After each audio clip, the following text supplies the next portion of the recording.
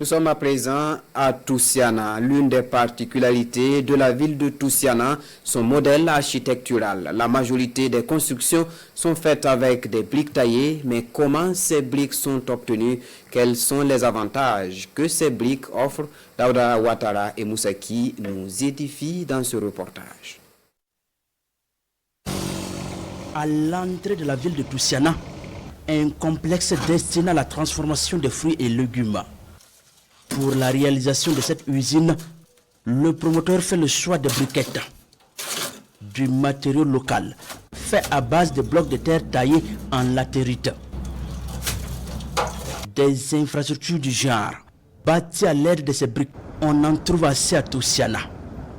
Des salles de classe, des bâtiments publics, en passant par le privé. Une confiance bien placée en ces matériaux de construction. C'est le cas ici au lycée départemental de Toussiana, situé au quartier Toussiana Village. Elle est bien solide et bien résistante. Nos premières salles de classe ont été construites depuis 1994 et jusqu'à nos jours, nous continuons à les utiliser sans problème. Alors ensuite, il faut noter que ces briques-là sont confectionnées ici à Toussiana, donc à portée de main et moins chères également. Et enfin, je pourrais ajouter que même en temps de chaleur, à l'intérieur de ces classes construites avec ces briques-là, on se sent très bien. Dans ces 6 mètres du quartier Toussiana Village, il y a le domicile de l'instituteur Modeste Koulibaly, sa maison, la clôture. Toutes sont construites à l'aide de briquettes taillées en latérite. Le fonctionnaire de l'État vit ici il y a maintenant 5 ans. Il suffit de les avoir et avec un peu de moyens pour s'acheter du ciment. Et la construction, elle est partie. À Toussiana ici, en tout cas, elle est devenue la star. Un détour à Yeroko Faso, puis à Yanamba, les 2 autres quartiers de Toussiana. Ici, pas de concession sans ces briquettes. Des briquettes taillées en latérite qui constituent visiblement un pan identitaire de cette localité. Pour avoir ces matériaux de construction, il faut faire le déplacement dans la carrière à la sortie nord-ouest de Toussiana.